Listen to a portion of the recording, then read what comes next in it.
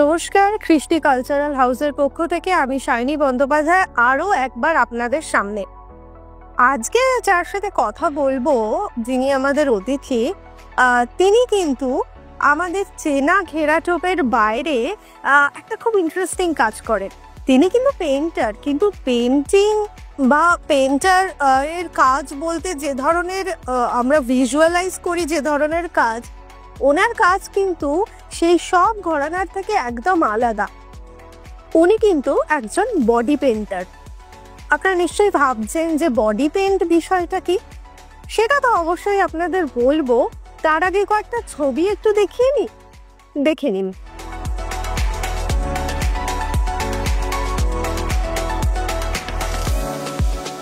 আজকে যার কথা আপনাদের বলছিলাম এতক্ষণ, তার সাথে অবশেষে পরিচয় করানোর পর্ব তো এসেই গেল। ওয়েলকাম জানাবো কৃষ্টির পর্দায় আমাদের আজকের অতিথি শৈলেশ চ্যাটার্জি। নমস্কার। নমস্কার শায়নী। কৃষ্টির পেজে আপনাকে অনেক অনেক স্বাগত। আমি তুমি করেই বলছি। অনেক অনেক স্বাগত জানাই। আমার দর্শকরা অলরেডি দেখে নিয়েছে বডি পেইন্টিং এর কিছু গ্লিমস। এর ডিটেলস তোমার কাছ থেকে জানতে চাই যে বডি পেইন্টিং বিষয়টা কি, সেটা একটু ছোট করে আগে বলো, তারপর তো আমি কোশ্চেন করে তোমার থেকে বাকিটা জেনেই নিচ্ছি। নমস্কার, আমি শৈলেশ চ্যাটার্জি। আমি মূলত পেইন্টিং করি আর সাথে চাকরিও করি। আমি আইটি প্রফেশনে। আর বডি পেইন্টিং ব্যাপারটা হচ্ছে যখন একটা হিউম্যানকে ক্যানভাস হিসেবে আমি ব্যবহার করি এবং সেটার মধ্যে আমি আমার কল্পনাকে সংযোগ করি, সেটার মাধ্যমে যে আর্টটার সৃষ্টি হয় সেটা বডি পেইন্টিং। তার মানে ক্যানভাস, যেটাকে আমরা তথাকথিত ক্যানভাস নয়, মানে বডিটাকে ক্যানভাস হিসেবে ব্যবহার করে তার উপরে তোমার ইমাজিনেশনটাকে তুমি মানে স্ট্যাটিক ক্যানভাসে তো কোট করাই যায় সেটা। হ্যাঁ, কারণ আমরা পেইন্টিং বলতে কিন্তু সেটাই বুঝি। হ্যাঁ, এটার অ্যাকচুয়ালি বডি পেইন্টিং কেন করি সেটার পেছনে একটা কারণ। হ্যাঁ, এটা আমি এক্স্যাক্টলি জানতে চাইছিলাম যে কেন পেইন্টিং, বডি পেইন্টিং কেন? এটা একদম ইউনিক একটা কনসেপ্ট এবং বেশিরভাগ মানুষই এই ব্যাপারটা সম্পর্কে জানে না। তো কেন বডি পেইন্টিংটাকে চুজ করলে? বেসিক্যালি শুরুটা এভাবে হয়েছিল যে আমি কর্মসূত্রে পুনেতে ছিলাম। এবার আমাকে বিভিন্ন জায়গায় ট্রাভেল করতে হতো। আমার বাড়ি হচ্ছে বর্ধমান জেলাতে। তো তারপরে কলকাতায় আসা আর্ট কলেজের সুবাদে এবং পরবর্তীকালে চাকরি সূত্রে বিভিন্ন স্থানে স্থানান্তরিত হতো। তো আমাকে খুব এমন একটা মাধ্যম খুঁজতে হতো যেটা খুব তাড়াতাড়ি কমপ্লিট করা যায়। এবং প্রথম দিকে আমি জল রঙে ট্রাই করছিলাম, যেটা ছোট ছোট কাগজে, যাতে ট্রাভেল করতে সুবিধা হয়, ক্যারি করতে সুবিধা হয়। আচ্ছা। তো আমার তারপরে যখন আমি বিভিন্ন রকমের মিডিয়াম নিয়ে এক্সপেরিমেন্ট করছিলাম, তখন এই বডি পেইন্টিংয়ের ব্যাপারটা আমার খুব ভালো লাগে। কারণ ভারতবর্ষে তখন অলরেডি সনাতন দিনদা এই ব্যাপারটা নিয়ে কাজ শুরু করে দেয় এবং পরবর্তীকালে আমিও ব্যাপারটা নিয়ে খুব ইন্টারেস্ট পাই। আর এইটাকে সিলেক্ট করার মূল কারণ হচ্ছে একদিনে কাজটাকে কমপ্লিট করতে হবে। কারণ মডেল থাকবে, স্টুডিও থাকবে, মানে আমাকে গিয়ে সেখানে কমপ্লিট করতে হচ্ছে, 8 ঘন্টার মধ্যে কাজটাকে কমপ্লিট করতে হচ্ছে। তো এই জন্য আমি বডি পেইন্টিংটাকে সিলেক্ট করলাম যে আমি অ্যাটলিস্ট কাজটা কন্টিনিউ করতে চাই। কারণ মানে সনাতন দিনদার পরে কিন্তু এই ধরনের কাজ মানে আমাদের কলকাতা পর্ব মানে ভারতে কিন্তু সেইভাবে কাউকে করতে দেখা যায়নি। মানে ওনার পরে কি তার মানে আমি ধরে নেবো তুমি রয়েছো বডি পেইন্টিং এ? বলতে পারো, কারণ ভারতবর্ষে খুব হাতে গোনা কয়েকজন বডি পেইন্টার আছে। আমার মনে হয় সেইভাবে উল্লেখযোগ্য নাম সনাতন দিনদা ছাড়া আর কারোর খুঁজে পাওয়া যায় না। তো আমি এটাকে আমার মতো করে চেষ্টা করছি এবং এবছর 2025 সালে ভারতবর্ষকে রিপ্রেজেন্ট করার ইচ্ছাও রয়েছে, যেটা বিশ্বের দরবারে একটা ওয়ার্ল্ড চ্যাম্পিয়নশিপ হয় বডি পেইন্টিংয়ের ব্যাপারে। সেখানে আমি পার্টিসিপেট করছি। হয়তো আমি একমাত্র ব্যক্তি হব যে ভারতকে প্রতিনিধিত্ব করতে চলেছে। এটা তো মানে ভীষণ ভালো এবং proud moment for an Indian.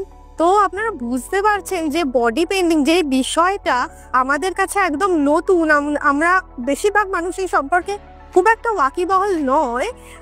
সেই বিষয়টা কিন্তু খুব ইন্টারেস্টিং এবং আপনাদের আরও বিষয়টাকে বলছি আমি বিস্তারিত। এই বডি পেইন্টিং কিন্তু শুধুমাত্র মেয়েদের শরীরের ওপরই করা যায়, তাই তো? তো মেয়েদের সেরকম হয়তো নয়। আচ্ছা, যে কোনো হিউম্যান ক্যানভাসকেই ইউজ করা যেতে পারে। আচ্ছা, কিন্তু বেশিরভাগ ক্ষেত্রে এটা মহিলাদের ওপরই তো দেখা যায় যে জিনিসটা। তোমার কাজ আমি যেটা দেখলাম মহিলাদের ওপরই করা। হ্যাঁ, বেসিক্যালি আমি ফিমেল হিউম্যান ক্যানভাস এই জন্য ইউজ করি কারণ বডি ফ্লেক্সিবিলিটি একটা ম্যাটার করে। বিভিন্ন রকম আমি তো ইলিউশন ধর্মী কাজ করি। ইলিউশন বলতে বিভ্রম সৃষ্টি করা, যেটা আপনারা অলরেডি দেখেছেন ভিডিওতে বা ছবিতে। তো এই যখন ফর্মটাতে আমি কাজ করি সেই ফর্মটায় ফিমেল না হলে খুব অসুবিধা হতে পারে, কারণ আমি হয়তো একটা ক্যারেক্টার ভাবছি, সেই ক্যারেক্টারটা সেটা হতে পারে একটা কাঁকড়া বিছে হতে পারে, সেটা কখনো চিংড়ি মাছ হতে পারে। তো ওই ফর্মের জন্য যে বডি ফ্লেক্সিবিলিটি প্রয়োজন হয়, মানে কার্ভটা দরকার, ওই কার্ভটা বা বডি ফ্লেক্সিবিলিটিটা ওই পোস্টগুলো দেওয়ার জন্য বেসিক্যালি ছেলেদের ক্ষেত্রেও হবে। ছেলেদের ক্ষেত্রে আমি যদি একটা মাসেলওয়ালা কিছু চাইছি বা বেসড অন দ্য কম্পোজিশন, মানে আচ্ছা একটা হিউম্যান ক্যানভাসকে কিভাবে আমি ইউটিলাইজ করব, আমি ফিমেল ফিগারের উপরেই করি।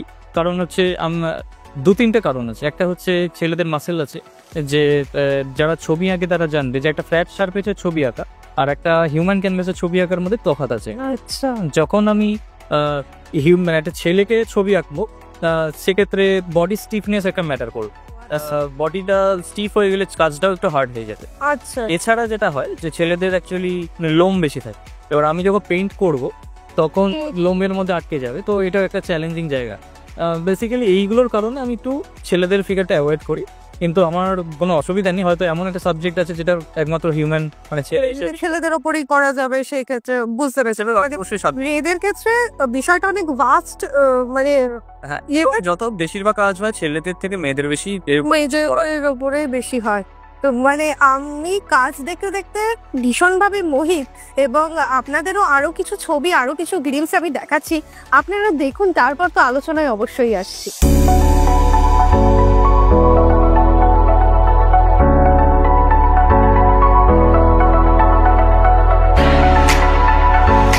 বডি পেইন্টে ইলিউশনের কাজ কিন্তু আগে আমাদের এই বলছো এই দেশে এখনো পর্যন্ত কেউ করেনি। শুধুমাত্র হয়তো ভারতবর্ষ নয়, এই উপমহাদেশে আমি খুব একটা দেখিনি। সেটা কিন্তু শরীরের সেই কাজটা করে। এবং আরেকটা খুব মানে আমার ভালো লাগলো যে বিষয়টা আমি আপনাদেরও জানাতে চাই, ওই কিন্তু একমাত্র যে একজন প্রেগনেন্ট মহিলার শরীরের ওপরেও কিন্তু সেটিকে ক্যানভাস হিসেবে ব্যবহার করে ছবি এঁকেছে।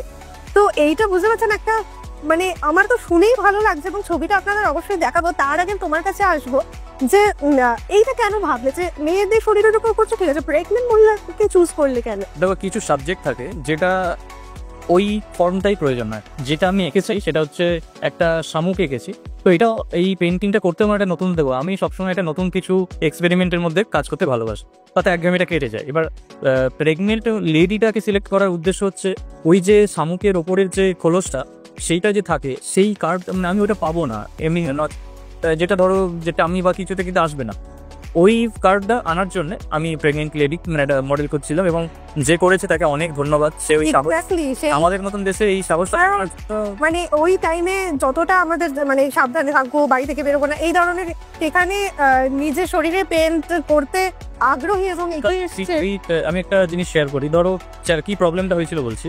আমি তো একটা ভিজুয়ালাইজ করেছি, আচ্ছা মডেল এরকম হবে এই পোজে, তাকে দাঁড়িয়ে ভিজুয়ালাইজ করেছিলাম। তো ঘটনাটা দেখা গেল যে বডি এত ভারী হয়ে যায়, এটা আমার ছবি আঁকতে প্রায় 8 ঘন্টা লেগে যায়, 6 থেকে 7-8 ঘন্টা লেগে যায়। তো আমি ভিজুয়ালাইজ করেছিলাম একভাবে, কাজটা করলাম আর একভাবে, এই পুরো লেআউট চেঞ্জ হয়ে গেল। লেআউট মানে যেটা কষ্ট করেছিলাম, আমি ভিজুয়ালাইজ ভেবেছিলাম একভাবে করবো, মডেলকে দাঁড় করিয়ে তার ওই পোস্টারটা নেব। মডেল বললো যে না আমি পারছি না, আমার অসুবিধা হচ্ছে। আমি তখন বুঝতে পারলাম মডেল যাতে কষ্ট না হয় তাকে আমি মানে শুইয়ে দিয়ে তারপরে পেন্টিং। তাহলে বুঝতে পারছো কতটা চ্যালেঞ্জ ছিল ব্যাপারটা। যে প্রথম কথা মানে প্রেগনেন্ট লেডি, একটা রিস্কের ব্যাপার থাকে, হেলথের ব্যাপার থাকে। দ্বিতীয় ব্যাপার হচ্ছে পুরো ফর্মটা পাল্টে গেল, আমাকেও ইনস্ট্যান্ট ভেবে জিনিসটাকে করতে হয়েছে। মানে সেটা তো 8 ঘন্টা একটা অনেকটা সময়, কেস অফ প্রেগনেন্ট লেডি, সেইখানে উনিও এতটা সময় দিয়েছেন, এবং তৎক্ষণাৎ নিজের কনসেপ্টটাকে চেঞ্জ করে নতুন করে একটা ভেবে সেটাকে খুবই চ্যালেঞ্জিং এই বিষয়টা। প্রথমত স্ট্যাটিক ক্যানভাসে কি হয় বলো তো, একটা ফ্ল্যাট সারফেসে ছবি আঁকতে গেলে অনেক কন্ট্রোল থাকে, মানে আমি যা খুশি করতে পারি, সেটা বড় ক্যানভাস হোক বা ছোট ক্যানভাস। যখন একটা হিউম্যান ফিগার হয়, এইটাকে মানে ম্যানেজ করা, এবং আমি তো ইলিউশন বললাম যে ইলিউশনের মজাটার ব্যাপার হচ্ছে যে আমি যে ফর্মটা করছি সেটা যেন রিয়েলিস্টিক হয়, সেই অ্যাপ্রোচটা রাখার চেষ্টা করি। দেখবেন যে খুব নিখুঁত একদম হাই রিয়েলিস্টিক ছবি আঁকার চেষ্টা করি, তো যেটা যে ফর্ম সেটা যেন বোঝা যায়। মানে আমি মানুষের ওপর করলে কি হবে, মানুষের ক্যানভাসটাকে ইউজ করছি। আচ্ছা, এই ক্যানভাসের কথা বলে আরেকটা কথা যেটা আমি জানতে চাই, পেন্টিং এক্সিবিশন তো অনেক জায়গাতে হয়, তো এই বডি পেইন্টিং এর যে ফটোগ্রাফির উপরে এক্সিবিশন, এটা মানে আমাদের চান্সেস কতটা বেশি বলে তোমার মনে হয়, নাকি মানুষ ইন্টারেস্ট দেখাবে কিনা, এটা কখনো ভেবেছো করতে? শিল্প জগতে এটা একটা নতুন মাধ্যম, এবং এখানে অনেক কিছু সুযোগ আছে। যখন আমি শুরু করেছিলাম আমি কিছু ভেবে শুরু করিনি। প্রথম কথা যে কিছু প্ল্যান আছে, ফিউচার প্ল্যান। আমার মনে হয়েছিল যে একটা বডি পেইন্টিংয়ে অনেক বেশি নিজেকে এক্সপ্লোর করার জায়গা আছে, নিজের কাজে পরিধিটা বাড়াতে পারি। কারণ স্ট্যাটিক ক্যানভাসের যে লিমিটেশন সেটার ঊর্ধ্বে গিয়ে একটা কিছু যে মানুষের দেহের যে সৌন্দর্য এবং আমার কল্পনা, এটার কম্বিনেশন করে একটা ইউনিক অ্যাপ্রোচ রেখার চেষ্টা করেছিলাম। এবার তুমি যেটা বললে যে এক্সিবিশন ব্যাপার, দেখো ভারতবর্ষে অডিয়েন্স এখনো প্রস্তুত নয়, অ্যাকসেপ্টেন্সের সমস্যা আছে। কারণ মজার ব্যাপার হচ্ছে আমাদের দেশেই কামাসূত্র লেখা হয়েছে, আমাদের দেশে খাজুরাহ রয়েছে, কিন্তু আজকে যেন নুডিটি আর সেক্সুয়ালিটির মধ্যে যে তফাৎ সেটা আমরা হয়তো করতে ভুলে গেছি। তো আমার অডিয়েন্স যখন তৈরি থাকবে হয়তো এই জন্য এই যে আমার কাজটা করতেও সুবিধা হবে। এখন দেখো ব্যাপারটা কি, লাইভ ক্যানভাস মানে সবসময় পেন্টিং হয় সামনে থেকে, অরিজিনাল পেন্টিং শেখার গুরুত্ব সবসময় বেশি থাকে। তো আমার ভারতবর্ষে এখনো অব্দি ওপেন মানে আউটডোরে যে আমি পেন্টিংটা করবো, ধরো আমার ইচ্ছে হলো একটা কোথাও পাহাড়ে গেলাম, সেখানে গিয়ে একটা মডেলকে পাহাড়ের সাথে মিশিয়ে দিলাম, এই ধরনের যে অ্যাপ্রোচটা সেটা বিদেশে হচ্ছে, প্রচুর কাজ হচ্ছে, কিন্তু ভারতবর্ষে আমি এতটা ওপেন করার সুযোগ পাইনি এবং সাহসও পাইনি, সত্যি কথা বলতে কি। কারণ অ্যাকসেপ্টেন্সের ব্যাপার আছে। তার জন্যে এখন উপায় একটাই, ইনডোরে কাজ করা। ইনডোরে কাজ করি এবং সেখানে সবাইকে অ্যালাউ করতে পারি না, কারণ মডেল থাকে।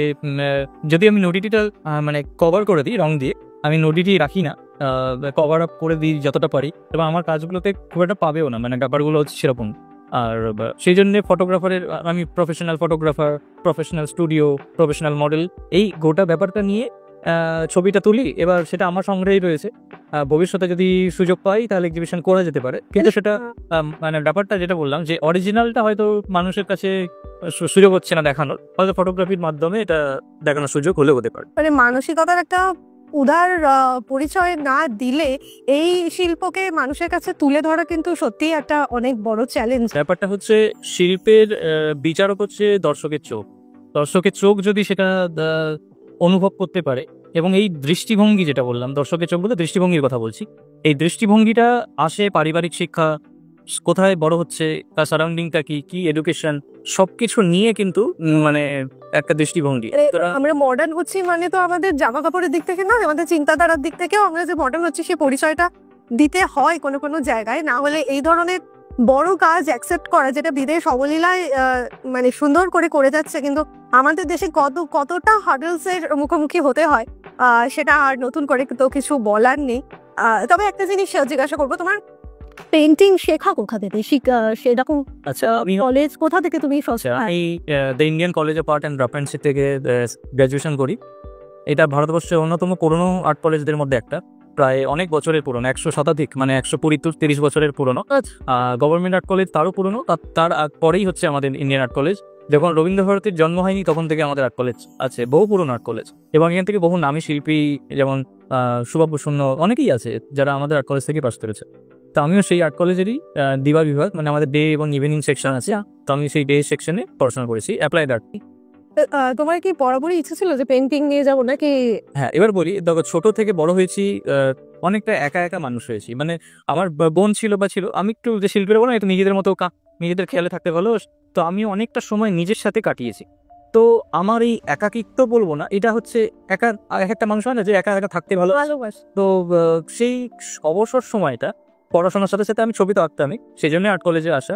এবং আর্ট কলেজে আমি যখন আমি অ্যাকচুয়ালি অ্যাপ্লাইড আর্ট হচ্ছে মানে অনেকগুলো বিভাগ থাকে, তো painting, applied art, sculpture. Applied art মূলত একটু কমার্শিয়াল ভাষা, পেন্টিংগুলোতে বলা হয়ে থাকে কমার্শিয়াল ডিপার্টমেন্টটাকে বলা হয়, যেখানে হায়ার এজেন্সিতে কাজ করা যায় পরবর্তীকালে, বা কমার্শিয়াল অ্যাপ্রোচ থাকে। তো আমার বরাবরই একটু ছবি আঁকার দিকে মানে মনোযোগটা ওই দিকেই ছিল আর কি। তাই অনেকের দেখা গেল যে আমার সাথে সমসাময়িক যারা আর্ট কলেজে পড়েছে পেন্টিংয়ে, তারা ছবি আঁকা ছেড়ে দিল, হয়তো চাকরি পাওয়ার পরে ছেড়ে দিল, কিন্তু আমি ছাড়তে পারলাম না, আমার এটা সেই হয়েই গেল। সারা সপ্তাহের যে মানে কাজকর্ম বা যা কিছু থাকে, কিন্তু তারপর একটা ছবি না আঁকলে ঠিক মানে ওটা রিল্যাক্সের জায়গা, হ্যাঁ এটা বলতে পারো। তো এবার বডি পেন্টিং একটা এত এক্সপেন্সিভ মানে মিডিয়াম, এর জন্য এন্ট্রি ব্যারিয়ারও খুব কম। মানে ভারতবর্ষে এই জন্য, এই যে বললাম না যে আমি আর সনাতন দিনদার ছাড়া সেটা উল্লেখযোগ্য কোনো নাম খুঁজে পাবে না হয়তো, ঠিক এটার অনেকগুলো কারণ আছে। একটা হচ্ছে নুডিটি, সেকেন্ড হচ্ছে এর যে অরিজিনাল মিডিয়ামটা, মানে যে রংটা আমি আনি অস্ট্রেলিয়া, ইউরোপ থেকে। ও মানে এখানে পাওয়া যায় না, মানে বডি পেইন্ট কালার ভারতবর্ষে তৈরি হয়, আমাকে সেটা ইম্পোর্ট করতে হচ্ছে। এটা কোয়াইট এক্সপেন্সিভ মানে কারণ কি হয় বলতো মানে একটা স্কিনে যখন কোনো পেইন্ট করছি আমাকে খুব সতর্ক থাকতে হয়, কারণ অনেক রকমের রিয়াকশন হতে পারে। হতেই পারে। তো আমি নন টক্সিক কালার ইউজ করি, সো যেটা খুবই এক্সপেন্সিভ। আর এটা একটা বড় বিষয় যে মানে এটা একটা খুব হ্যাঁ এক্সপেন্সিভ বিষয়। এই জন্য আপনার যে রং যেভাবে আমাদের অত মানে পাওয়াই যায় সেই রং চিরাচরিত ওই রং সেটা বেসিক্যালি ক্যানভাসের জন্য সুইটেবল বা মানে পেপারের জন্য সুইটেবল। আচ্ছা, আমিও কাউকে রেকমেন্ড করবো না যারা এখনো অব্দি অনেকে ট্রাই করে। আমি অনেক জায়গায় দেখি যে নন টক্সিক কালার ইউজ করছে, ফেব্রিক অ্যাক্রিলিক ইউজ করছে। আমি সকলকে বলতে চাই এটা কিন্তু স্কিন ফ্রেন্ডলি না, প্লিজ তোমরা এগুলো ইউজ করো না, এটার জন্য কিন্তু কেমিক্যাল রিয়াকশন হতে পারে।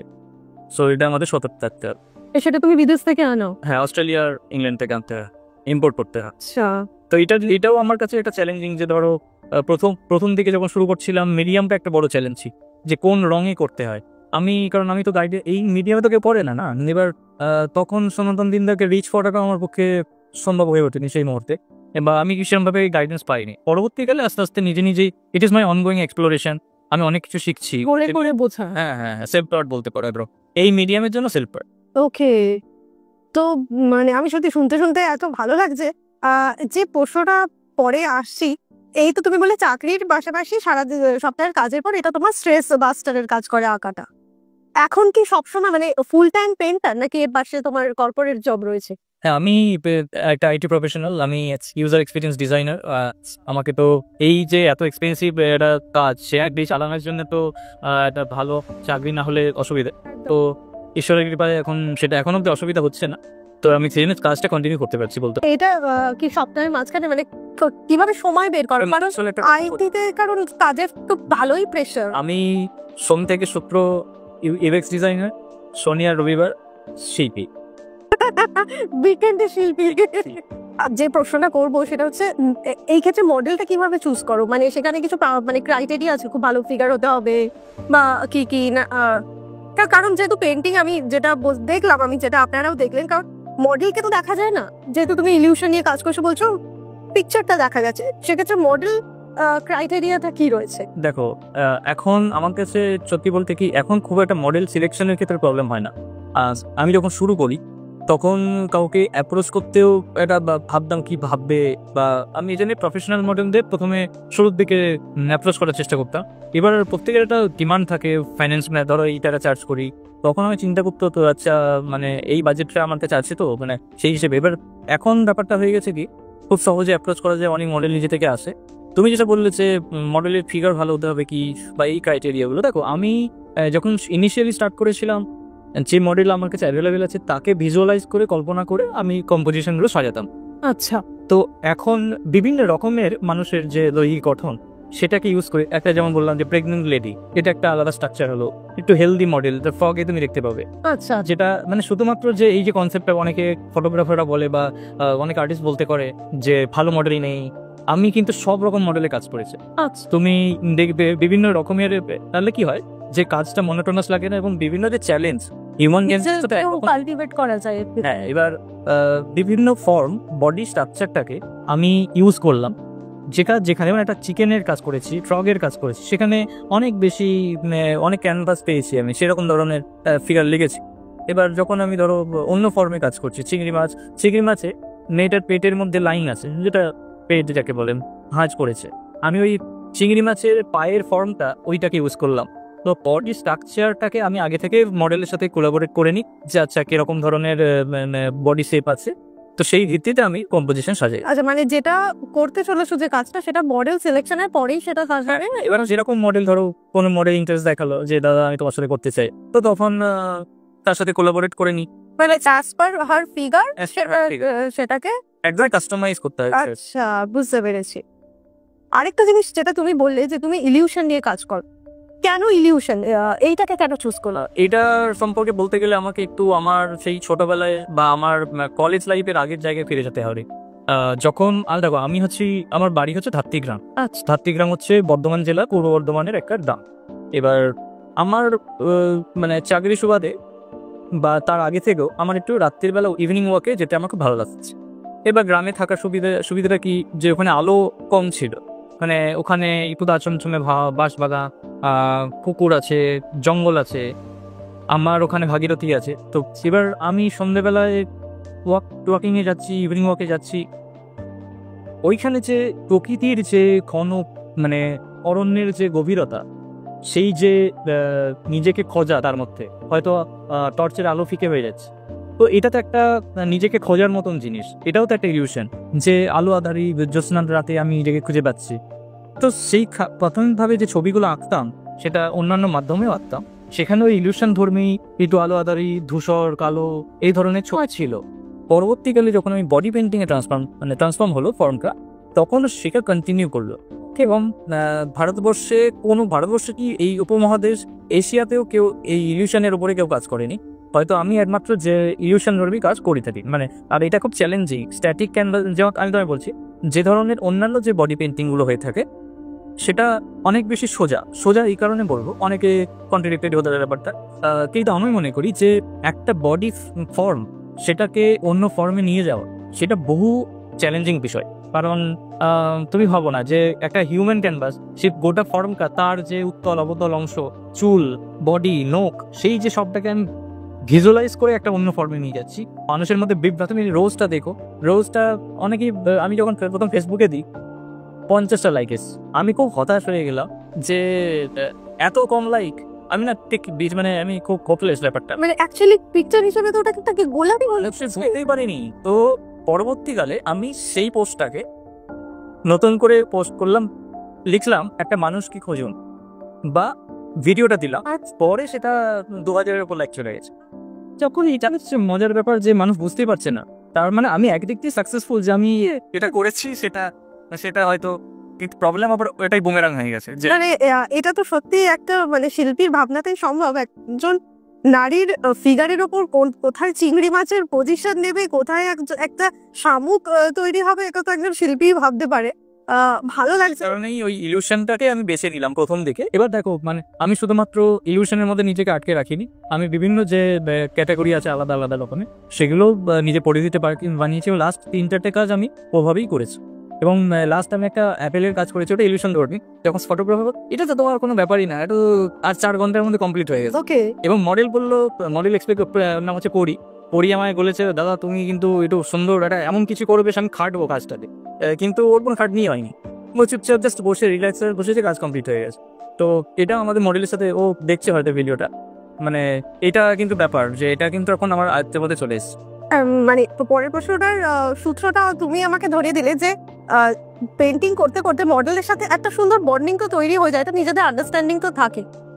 সেক্ষেত্রে বাইরের লোকেদের কাছে মানে সেই জিনিসটাতে তুমি কিছু ফেস করেছো যে কেন এটা করছো? আমাদের যে তুমি বললে মানে মেন্টালিটিটা এখনো ভীষণ সেই ওই চেনা গতেই চলে, সুতরাং কেন এটা, কি জন্য, কি দরকার ছিল, এই ধরনের নানা প্রশ্ন তো আসে। ব্যাপারটা হচ্ছে, প্রথম কথা, ইনিশিয়ালি যখন আমি শুরু করি, এটা আমার যারা আর্ট কলেজের বন্ধু বা বিভিন্ন সাধারণ মানুষও টিটকিরি দিয়েছে, এটা স্বাভাবিক। কিন্তু তুমি যখন তোমার কাজের স্ট্যান্ডার্ড যখন বাড়বে না, এই প্রশ্নগুলো আস্তে আস্তে অবদমিত হয়ে যায়, এবং পরবর্তীকালে ওরাই বলবে যে এই আমার বন্ধু হয়, জানিস এই যে দেখছিস, উত্তরগুলো কাজ নিজেই দিয়ে দেয়। এবং ব্যাপারটা কি বলতো, তুমি যদি সবাইকে বোঝাতে যাও তাহলে তুমি কনসেন্ট্রেট করতে পারবে না। তো আমি মনে করি, দেখো দেখো মানুষের মধ্যে তো প্রশ্ন আসছে, সেটা একটু স্বাভাবিক। তো সেই প্রশ্নটা আসছে, এটা একটা ইউনিক অ্যাপ্রোচ, তো সেটা আসা স্বাভাবিক। কারণ আমরা যেভাবে বড় হই, আমরা যেভাবে সব চারপাশে যেভাবে চলছে সেটা দেখে মানুষ বড় হচ্ছে, তো কিউরিয়াসিটিটা হওয়া স্বাভাবিক। এবং এটাও ঠিক যে অনেক কিছু নোংরামও হয় ইন্ডাস্ট্রিতে, ধরো ফটোগ্রাফার, মডেল, এদের সাথে অনেক রকমের। কিন্তু আমি দায়িত্ব নিয়ে বলতে পারি যে আমি যাদের সাথে কাজ করেছি, আমার নিজেরও তাদের সাথে কাজ করে খুব এক্সপিরিয়েন্স ভালো। এবং পরবর্তীকালে ধরো কোনো আপকামিং মডেল, তারা তখন ওই মডেলদেরকে জিজ্ঞেস করে যে শৈলেশ তার সাথে কাজ করেছি, ওরা নিজেরাকে বলে তুই নিশ্চিন্তে যা, কোনো সমস্যা নেই। হ্যাঁ, স্বাভাবিক। একটা মেয়েদের কাছে থাকে যে ভরসা করার জায়গাটা, ওরা তো এই ব্যাপারটা কি কেটেছেন বলি, অনেকে ভাবে যে একটা ছবি আছি, নারী দেহে ছবি আছি, নুডিটি ইনভলভ আছে, পর্দার আড়ালে কি হচ্ছে। তো আমি এই ব্যাপারটা একটু ক্লিয়ারিটি দিয়ে দিতে চাই। দেখো, আমরা হচ্ছে যখন আর্ট কলেজে পড়াশোনা করেছি, আমাদের প্রত্যেকটা আর্ট কলেজেই কিন্তু নিউড স্টাডি করে না। তো শুরুর দিকে কি হয়, বাড়িতে অ্যাকসেপ্টেন্স, ফ্যামিলি কি বলছে। তো আমি যেহেতু আর্ট কলেজে পড়েছি, তো আমাকে খুব বেশি সমস্যা হয়নি বাড়ির তরফে, কারণ ওরা দেখেছে যে আর্ট কলেজে তো নিউড স্টাডি করছে, এটা সিলেবাসেরই অংশ। যদি এটা ওই যে আমি বললাম না, নুডিটি আর সেক্সুয়ালিটি দুটো আলাদা। ভালগারিটি আর নুডিটির মধ্যে আমরা এস্থেটিক্স খুঁজে পাই, কিন্তু ভালগারিটি তো জানোই যে ব্যাপারটা পর্ন এবং শিল্পের যে তফাৎ সেটা কিন্তু মানুষকেই বিচার করতে হবে যে কোনটা শিল্প কোনটা অন্য কিছু। তো এবার প্রশ্ন আসবেই, সেটা আসা স্বাভাবিক, এবং আমার কাজ হচ্ছে আমি করে যাব, এবং শিল্পীর একটা দায় থেকেই যায় সামাজিক দৃষ্টিভঙ্গি পাল্টানোর। তো আমরা সেই হয়তো বলতে পারো সেই দায়িত্বটা আমার কাঁধে বা কিছু শিল্পীর কাঁধে রয়েছে বিষয়টা। দায়িত্ব অনেক বড় এবং অনেক অনেক শুভকামনা কৃষ্টির তরফ থেকে, তো আমার তরফ থেকে স্পেশালি। এই যে এত বড় এবং এত চ্যালেঞ্জিং একটা কাজ শৈলেশ করছে, এবং আপনারাও দেখলেন কি অসম্ভব সুন্দর এবং খুব পারফেক্ট একটা তুলির টান প্রত্যেকটা কাজে আপনারা দেখতে পাবেন। সেইটা বারবার আমাকে মোহিত করেছে, বারবার আমাকে মুগ্ধ করেছে। আজকে আপনাদের সাথে তাই শেয়ার না করে আমি পারলাম না। বডি পেন্টিং তো স্বাভাবিকভাবেই একটা নতুন বিষয়, নতুন কনসেপ্ট। সত্যি কি নতুন? দেখো আমি বলি, হয়তো বডি পেইন্টিংটা শিল্পের ফর্মে এইভাবে ছিল না ভারতবর্ষে, কিন্তু অন্যান্য ফর্মে ছিল। তুমি যদি ধরো কথাকলি থেকে ফেস পেইন্টিং হয় না, এক্স্যাক্টলি, অবশ্যই আগে বহুরূপী কনসেপ্ট কি ছিল না, এই যে বহুরূপীরা নিজেদের রং বেরঙে সাজাতো। তো ভারতবর্ষের ইতিহাস যদি ঘাটা যায়, বহুরূপী আছে, বিভিন্ন কালচারের সাথে মিশে আছে। আজকে যে পুরুলিয়াতে ছৌ নাচ হয়, সেখানেও একটা ফেস পেইন্টিং বা বডি পেইন্টিং এর অংশ রয়েছে। এবার বডি আর্ট হচ্ছে একটা বিস্তারিত বিষয়, বডি আর্টের একটা অংশ হচ্ছে বডি পেইন্টিং। এবার আমার মতন কিছু শিল্পী তা সেই বডি ফর্মটাকে, সেই শিল্পটাকে একটা শিল্পের জায়গায়, নান্দনিক জায়গায় নিয়ে যাওয়ার চেষ্টা করছি। বলতে পারো যে এটা যখন ফটোগ্রাফি এসেছিল, ফটোগ্রাফি মানে এটা যে একটা শিল্প, সেটা স্বীকৃতি পেতে বহু সময় লেগেছে। ঠিক প্রথম দিকে যখন যে কোনো কিছুই নতুন ফর্ম আসে, সেটাকে সামাজিক অ্যাকসেপ্টেন্স সময় লাগে। তো আমি মনে করি যে বডি পেইন্টিং এর যখন এই পরিধিটা বাড়ছে, এটাও শিল্পের জায়গায় অলরেডি চলে গেছে, এবং এটা যথেষ্ট একটা চ্যালেঞ্জিং শিল্প, এবং এটা আগামী দিনে অনেক অনেক কিছুই হতে পারে, এটা নিয়ে ভাবা যেতে পারে। তোমার আগামীতে কি পরিকল্পনা রয়েছে? এই মুহূর্তে সব থেকে বড় বিষয় হচ্ছে, ধরো যদি আমি সুযোগ পাই ওয়ার্ল্ড বডি পেইন্টিং চ্যাম্পিয়নশিপে। দেখো এর আগে আমি সুযোগ পেয়েছিলাম, আমি 2020 সালে সিলেক্টেড হয়েছিলাম ভারতবর্ষে। দেখো তখন আমার কাছে সেই ফাইন্যান্সিয়াল ব্যাকআপটা ছিল না যে ইউরোপের মতো কান্ট্রিতে গিয়ে পার্টিসিপেট করা, এবং অত সাহসও ছিল না। তো এখন এবছরে একটা বলতে পারো ভালো এবং খারাপ দুটোই হয়েছে। এবছরে ওয়ার্ল্ড বডি পেইন্টিং চ্যাম্পিয়নশিপ অস্ট্রিয়াতে যেটা হয়, সেটা হচ্ছে না, অনলাইনে হচ্ছে। তো আমাদের মতো শিল্পীদের জন্য সুবিধা যে আমরা যারা অন্যান্য থার্ড ওয়ার্ল্ড কান্ট্রিতে আছি বা বিভিন্ন জায়গায় আছে ছড়িয়ে ছিটিয়ে, তারাও পার্টিসিপেট করার সুযোগ পাচ্ছি এবং ভারতবর্ষকে রিপ্রেজেন্ট করার সুযোগ পাবো। মানে সেখানে গিয়ে একটা যে এক্সপেন্স থাকে সেটা অনেকটাই কমে আসছে না গো, এবার ওইটা এক্সপেরিয়েন্স তো থাকছেই, আমাকে যে প্র্যাকটিস করতে হচ্ছে সেগুলো তো থাকছেই, তবে ওখানে যাওয়ার যে খরচ সেটা সেইটুকু তো হচ্ছে। হ্যাঁ, পাসপোর্ট ভিসা এগুলো তো এইগুলো, হ্যাঁ। তবু মানে আমাদের যে কাজকে ভারতবর্ষ থেকে তুমি একটা বিশ্বের দরবারে রিপ্রেজেন্ট করছো, সেটাই অনেক বড় বিষয়, এবং একজন ভারতীয় হিসেবে আমার কাছেও এটা খুব গর্বের একটি বিষয়। তোমার জন্য অনেক অনেক শুভকামনা রইল কৃষ্টির তরফ থেকে। আপনারা আরো কিছু ছবি, আরো কিছু টুকরো টুকরো ভিডিও দেখুন ওর কাজের, এবং এত, আমি বারবার বলছি, এত অপূর্ব বডি পেইন্টিং এর উপর কাজ, এত অপূর্ব হাতের কাজ, আপনারা মুগ্ধ হবেন।